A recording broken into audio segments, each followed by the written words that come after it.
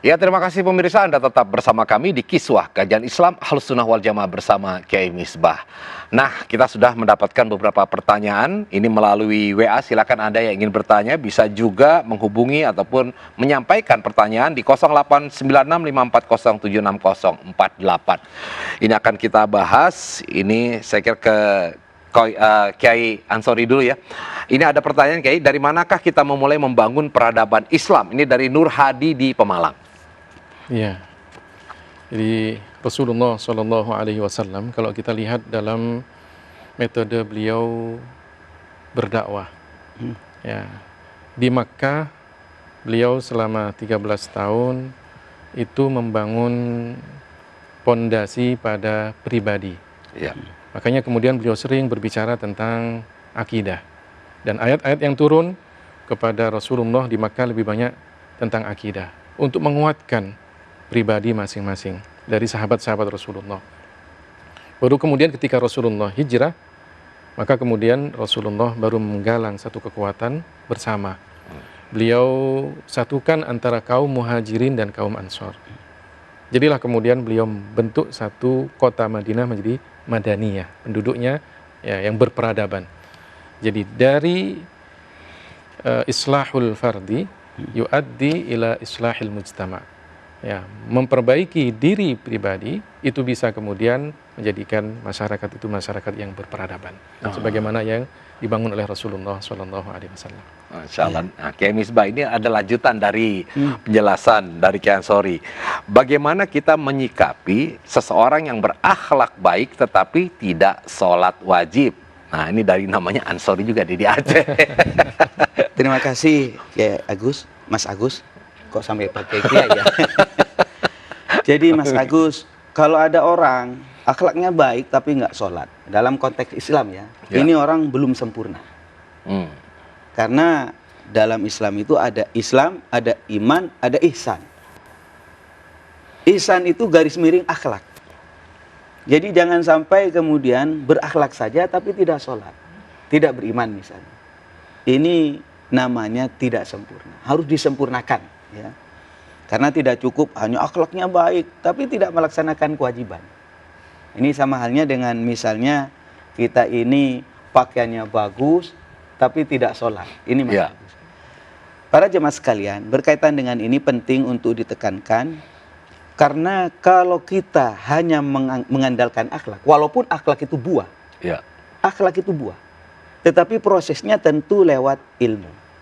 Nah, ilmu itu menghasilkan keinginan, keinginan itu menghasilkan tindakan, garis miring akhlak itu.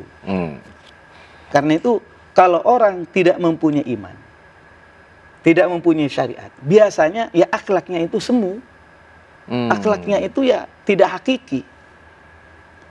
Untuk itu kalau ada pertanyaan, ada orang akhlaknya baik tapi tidak sholat wajib, saya tidak akan mengatakan secara frontal, tapi sederhana saja. Tolong kalau Anda Islam, laksanakan kewajiban dulu, jangan melaksanakan yang sunnah. Iya. Nah itu Mas Agus. Tapi menarik juga, saya ingin menambahkan sedikit berkaitan dengan apa yang disampaikan oleh Kiai Ansori tadi. Bahwa di dalam membangun peradaban itu, memang inti daripada peradaban itu ya akhlak. Ya. Akhlak. Akhlak. Ini paling pokok. Ada sebuah ungkapan begini, innamal umamul akhlaqu ma baqiyat. Fa in humu dhahabat akhlaquhum dhahabu gitu. Jadi sebuah bangsa itu unggul atau tidak, hebat atau tidak, ditentukan oleh akhlak mereka. Kalau mereka tidak punya akhlak, maka bangsa itu akan segera hancur dan hilang. Maka saya sarankan, kalau kita ingin membangun sebuah peradaban itu, mulailah dari ilmu. Dari ilmu. Jadi ilmu itu karena menghasilkan tadi itu, menghasilkan tindakan. Nah ini kalau saya berharap kepada semuanya, kepada bangsa dan negara kita ini, ayolah energi kita ini dimulai dari membangun ilmu. Mungkin dari institusi yang paling kecil, yang sederhana, bagaimana masyarakat bisa membaca Al-Quran, mengerti agama yang lebih tinggi, lewat pendidikan dasar, pendidikan menengah, dan sekolah-sekolah tinggi yang lain. Itu harapan kami demikian. Sehingga nanti muncullah peradaban yang hebat dari bangsa ini. Ini Iya. dimulai dari mana? Ya dari ilmu. Jadi begini, kadang ada orang yang berandai-andai bagaimana ini ya, kita punya pemimpin nggak beres misalnya kaitannya dengan itu. Tapi ternyata setelah kita telusuri mengapa itu muncul pemimpin kita nggak benar misalnya. Tatanan kehidupan kita berantakan. Ini mohon maaf. Karena kita itu berbuat zalim. Berbuat zalim. Dan kezaliman itu berangkat daripada ketidakpunya ilmu itu tadi. Ya, Ketiadaan ilmu. Sehingga saudara-saudara sekalian, ada sebuah ungkapan begini. Wa kadzalika nuwalli ba'dadh zalimina ba'dhan bima kanu yaksibun. Kenapa kita itu masyarakatnya zalim, dipimpin orang zalim? Karena kita ini zalim. Ya.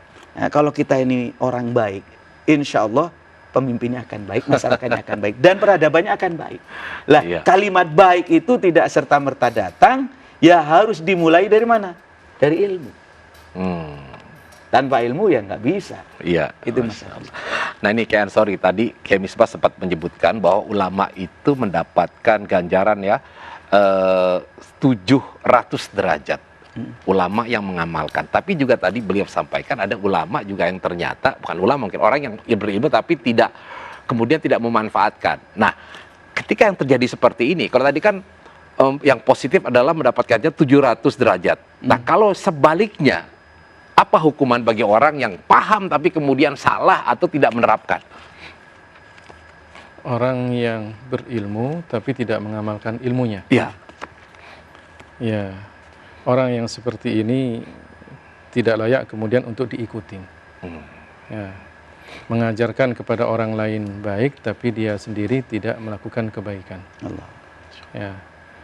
Atamuruna an-nasa bil birri wa tansawna anfusakum.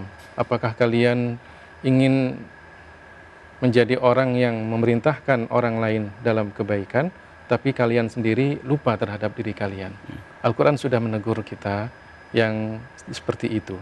Jadi ulama-ulama yang tidak mengamalkan ilmunya itu ditegur oleh Al-Qur'an. Masya Allah. Artinya jangan sampai kita menjadi seorang ulama tapi tidak mengamalkan ilmunya. Dan itu berat hukumannya. Ya, berat hukumannya. Yang tadinya karena- harus 700 derajat malah kebalikannya gitu. ya, Malah tadi ada aturan dia ungkapan. jadi panutan malah dia sendiri yang tidak mengamalkan ilmunya. Iya. Ya. Yang tadi ada ungkapan Mas Agus, Ya, mu'adzabun qabla ubadil wasan itu. Iya. Justru akan diazab, disiksa oleh Allah terlebih dahulu. Daripada penyembah berhala. Nah, ya. Kan ngeri Insya itu. Allah. Waduh, ini jadi perhatian betul. Nah, baik Kiai, sekarang kita masuk ini pada amalan. Bagaimana dalam kondisi yang saat ini, ya kan, ya banyaklah sesuatu yang mungkin dianggap sebagai bala. Nah, ini amalan tentang tolak bala ini Kiai. Silakan.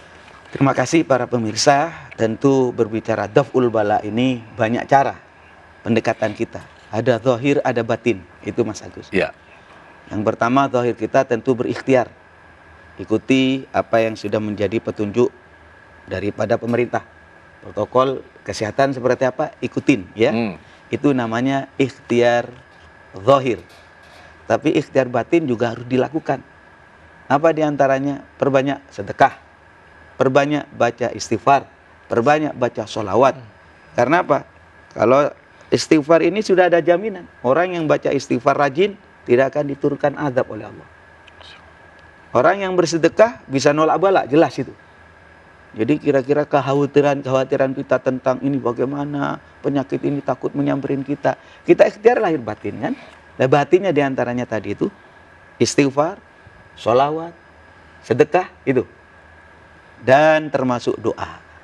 Karena la yaruddu al-qada, la yaruddul qada illa doa. Tidak bisa menolak terhadap keputusan Allah kecuali doa. Nah, doanya ini banyak. Nanti saya ingin menyampaikan Kiai Khairil Ansori juga memberi ya. Kiai Hasyim Asy'ari itu pernah mengajarkan kepada kita misalnya dibaca sama anak-anak santri. Li khamsatun utufi biha arral waba ilhatima al-mustafa wal murtada wabnahuma wa Fatimah. Ini baca syair ini dibaca di kampung-kampung ini. Insya Allah. Ini bagian daripada ikhtiar mohon kepada Allah dengan barokah Nabi Muhammad, dengan barokah keluarga Nabi Muhammad. Allah tolak. Allah hindarkan kita dari berbagai masalah dan bencana. Masya Itu, Mas Allah. Idris. Mudah-mudahan kita berharap sekarang ini di setiap surau-surau, di kampung, karena kalau untuk masjid-masjid di kampung masing-masing ini masih boleh berkumpul orang, tadi untuk sama-sama menyenandungkan, bersolawat. Wah, subhanallah, akan terasa indah. Nah, pemirsa, nanti setelah ini kita bersama-sama akan mengikuti zikir gerak batin setelah pesan-pesan yang satu. Tetap bersama kami di Kiswah Kajian Islam Ahlus Sunnah wal Jamaah bersama Kiai Misbah.